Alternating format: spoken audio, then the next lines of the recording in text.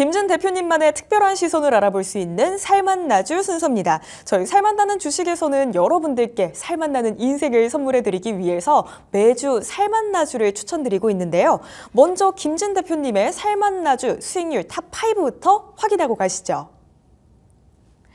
네, 김진 대표님의 지난 살맛나주 삼성바이오로직스가 엄청난 수치를 기록했습니다. 무려 최고가 상승률 26%대를 자랑하고 있고요. 최고가가 95만 원까지 오르기도 했습니다. 또 이외에도 블루엠텍과 큐렉소 두 자릿수대 최고가 상승률 보였습니다. 수익 보신 분들 모두 축하드리고요. 또 여러분들의 살맛나는 인생을 위해서 더 많은 수익을 향해 저희는 열심히 달려가 보겠습니다.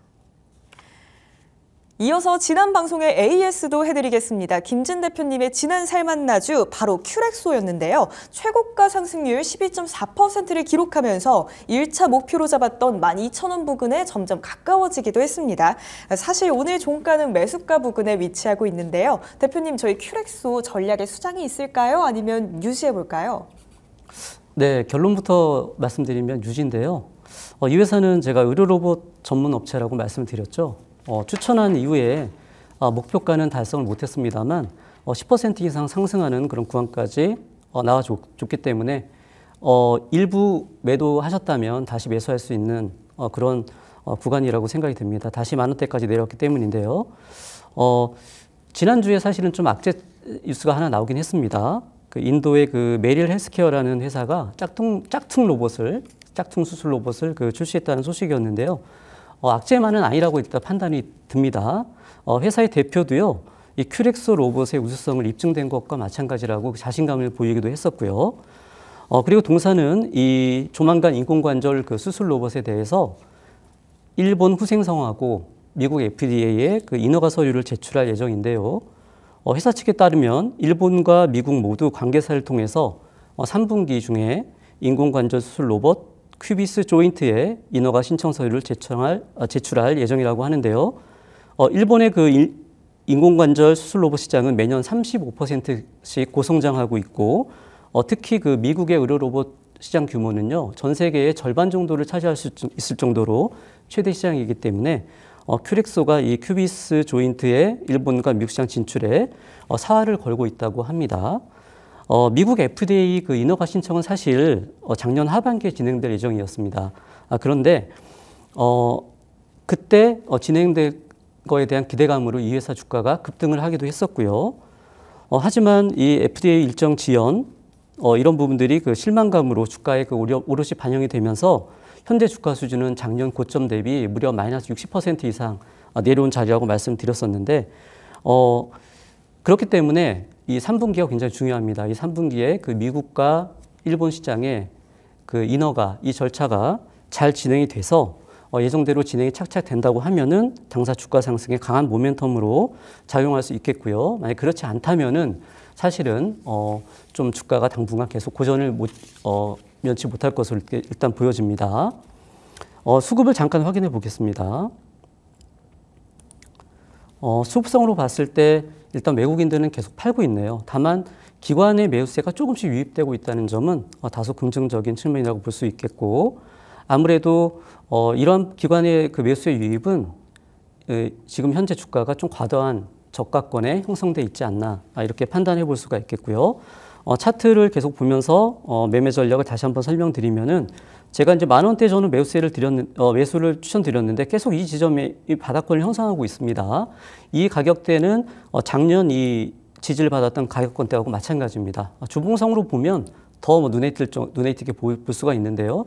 아무튼 이 바닥권이 굉장히 의미가 있는데, 최근에 이 바닥권에서 강력한 거래량이 또 한번 들어와줬다. 물론 이 거래량이 좀 더 터져줘야 주가가 본격적인 상승을 할 수 있다라고 이렇게 판단이 되어집니다.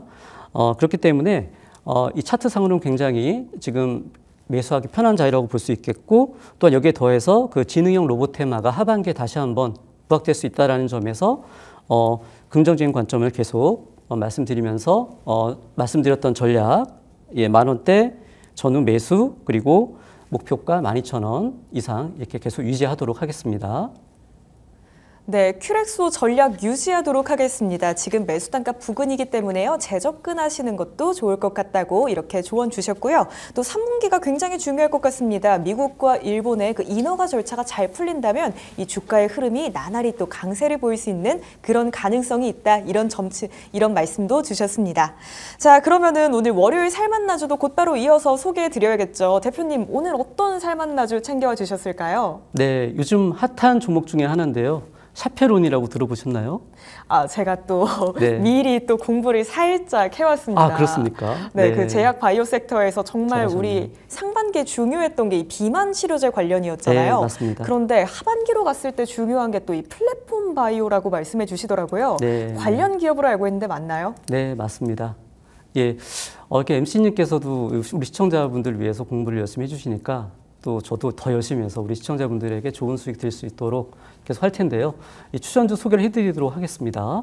이 샤페론은요, 2008년도에 그 서울대 의대 학내벤처로 시작한 신약 연구개발 전문 바이오 업체입니다.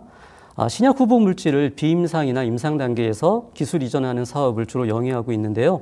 주요 기술로는요, 첫 번째, 그 세계 최초의 GPCR19를 표적으로 하는 염증 복합체 억제제 플랫폼, 이걸 가지고 있고요. 두 번째는 기존 항체 치료의 미충족 수율을 충족시킬 수 있는 차세대 나노바디 항체 개발 또 플랫폼을 가지고 있는, 그러니까 플랫폼 기술을 가지고 있다는 측면에서 앞으로 성장 가능성 그리고 기술 개발을 통한 기술 이전 가능성이 매우 크다라고 볼 수가 있습니다.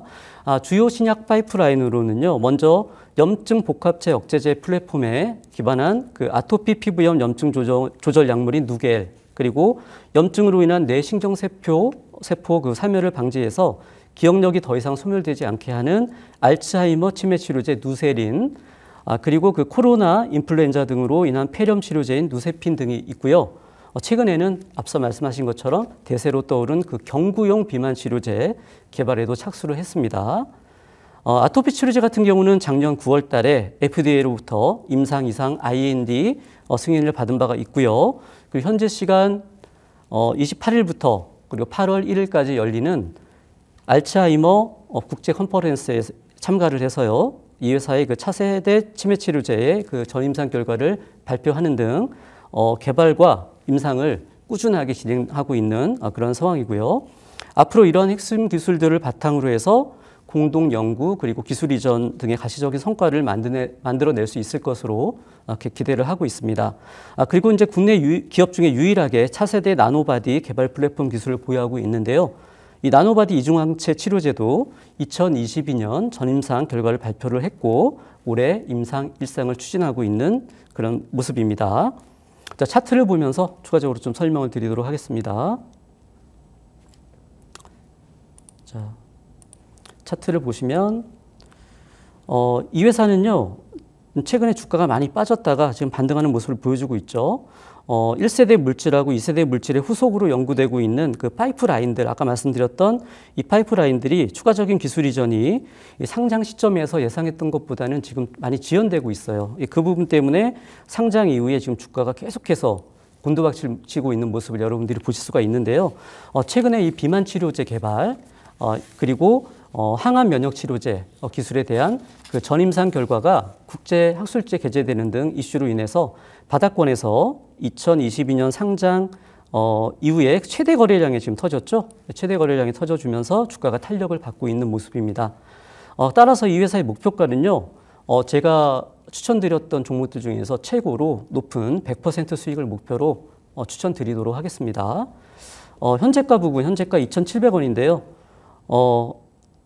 현재가 부분에서 하루 이틀 그 주가 움직임에 너무 연연하지 마시고요. 그러니까 일일비하지 마시고 2,500원부터 2,500원 정도에서 3,000원 요 사이 주가가 단기적으로 내일 바로 시초가에도 공략하셔도 문제는 없을 것 같습니다. 공략을 하셔도 될 것 같고요.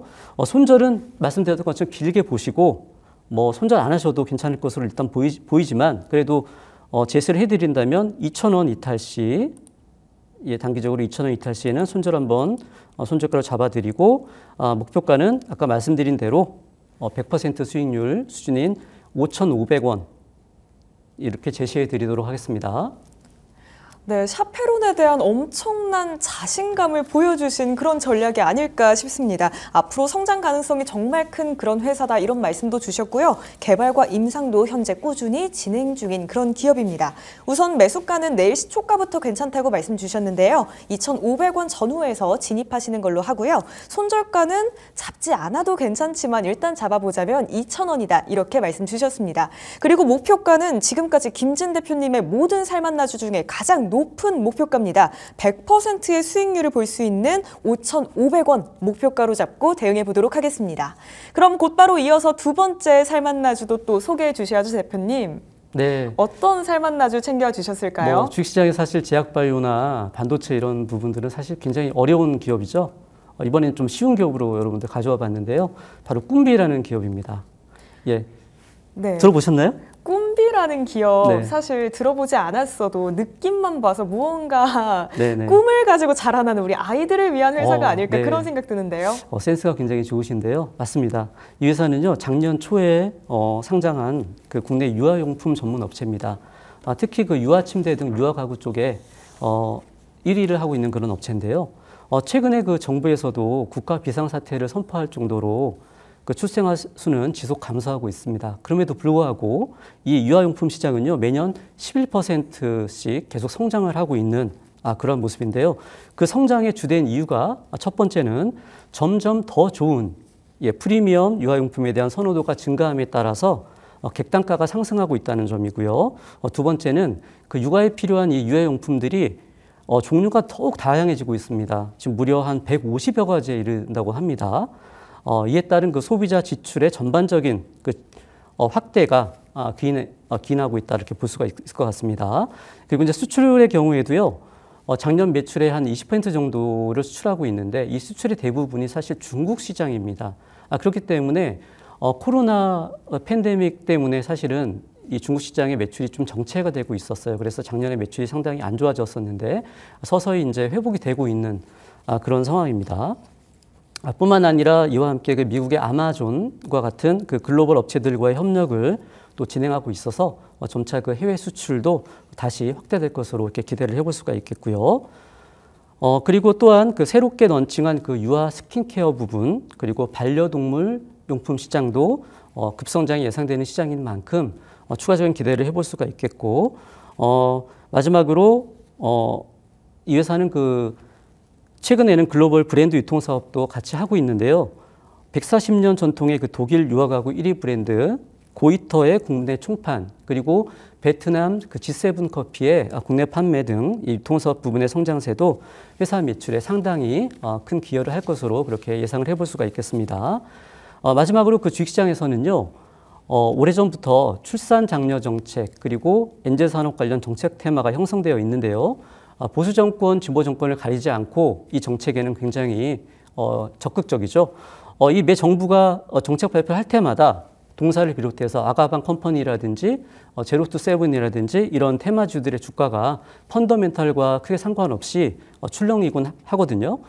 지난 6월 달에도요, 정부의 그 두 번째 저출산 대책 발표를 전후해서 급등락을 했었는데요. 지난주 그 국민의힘 그 새 대표로 한동훈 대표가 선출됐는데요.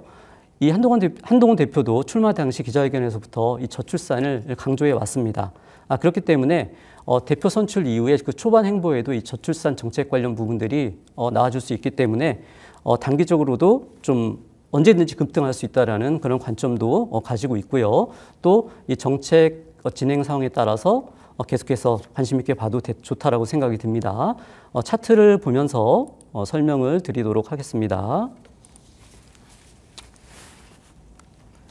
네, 꿈비 차트 보면서 지금 네, 전략 설정해주고 계십니다. 네, 말씀드린 것처럼 주가가 굉장히 많이 조정을 받아 있는 상태죠. 자, 상장 이후에 여러 번에 걸쳐서 지금 지지되고 있는 근데 이 두 지점이 있습니다. 바로 이 지점이 바로 요 8,000원, 8,000원 부근이죠. 주봉상으로 한번 보시면 더 눈에 띄게 볼 수가 있는데요. 요 8,000원 부분이 지지되고 있는 모습을 볼 수가 있겠죠. 그래서 이 가격대가 또 나름 중요한 그 지지대인데 이 다중바닥권에 있는 지금 자리에서 동사는 그러면은 역시나 내일 시초가부터 매수에 들어가도 좀 좋다고 생각이 듭니다. 매수 가격은 구체적으로는 이제 8,000원에서 8,500원 정도 사이에서 이제 분할 매수로 접근해 보시는 전략을 말씀드리겠고요. 손절가는 종가 기준으로 7,000원 이탈 시 최저가를 이탈하는 경우가 되겠죠. 이탈 시 손절해 주시면 되겠고, 목표가는 단기적으로는 12,000원, 12,000원 이렇게 제시해 드리도록 하겠습니다. 네, 꿈비 정부의 저출산 정책이 있을 때 또 한 번 급등 흐름을 보여줄 수 있는 그런 기대감도 가지고 있는 종목이다. 이렇게 설명 주셨습니다. 우선 매수가는요, 내일 시초가부터 진입하셔도 좋을 것 같고요. 구체적으로는 8,000원에서 8,500원 잡아주셨습니다. 그리고 손절가는 종가 기준으로 7,000원을 이탈한다면 정리하시는 게 좋을 것 같고요. 목표가는 단기적으로 12,000원 보겠습니다. 오늘의 살만나죠 주 종목 살펴봤습니다. 샤페론과 꿈비였죠. 목표가와 손절가 다시 한번 정리해보고요. 저희는 내일장 대응 전략과 함께 금방 돌아오겠습니다.